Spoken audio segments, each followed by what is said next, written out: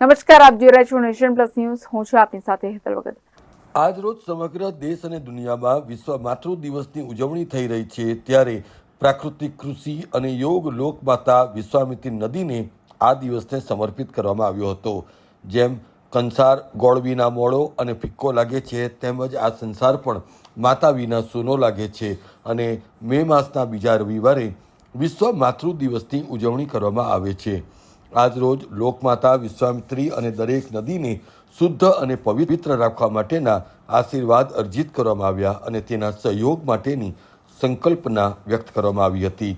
વિશ્વની પ્રથમ અને એકમાત્ર ગુજરાત પ્રાકૃતિક કૃષિ વિજ્ઞાન વિશ્વવિદ્યાલયના ડૉક્ટર રાજુ ઠક્કર સાથેના સંવાદમાં પ્રાકૃતિક કૃષિ માટેનું પ્રોત્સાહન આપવામાં આવ્યું હતું. આ પ્રસંગે અનિલ રાવલ અને જીગા ઠક્કર ખાસ ઉપસ્થિત રહ્યા હતા.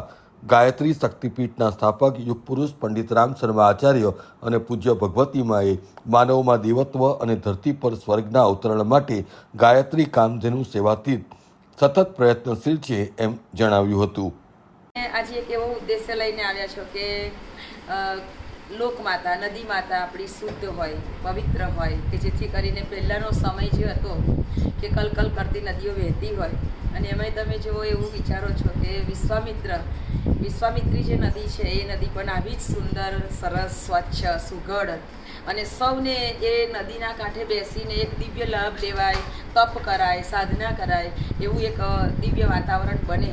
તો એના માટે તમારા હૃદયની ભાવના છે કે આ નવલોક માતા, આ નદી માતા સ્વચ્છ બને. તો આ સ્વચ્છતાના અભિયાન અંતર્ગત અમે પણ જ્યાં જ્યાં અમારી કથા થતી હોય, યજ્ઞ થતા હોય, ત્યાં બધાને સંકલ્પ કરાવીએ છીએ કે તમે કોઈ પણ નદી કિનારે કોઈ પણ તમારું ક્રિયાકર્મ કરવા જાઓ તો ક્યારેય પણ નદીમાં ફૂલ ના નાખો, નદીના અંદર નાહીને કોઈ ગંદી ના કરો, બધી જ રીતે તેને શુદ્ધ રખાય એવો તમે પ્રયત્ન કરો.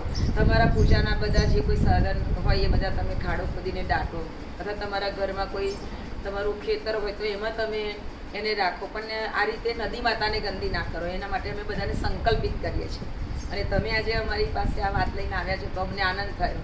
Bureau report, Nation Plus News, Vadodara. સમાચારોના સતત અપડેટ મેળવવા માટે અમારી નેશન પ્લસ ન્યૂઝની યુટ્યુબ ચેનલને સબસ્ક્રાઇબ કરો, બેલ આઇકન દબાવો અને જોડાયેલા રહો ફેસબુક, ઇન્સ્ટાગ્રામ અને ટ્વિટર પર.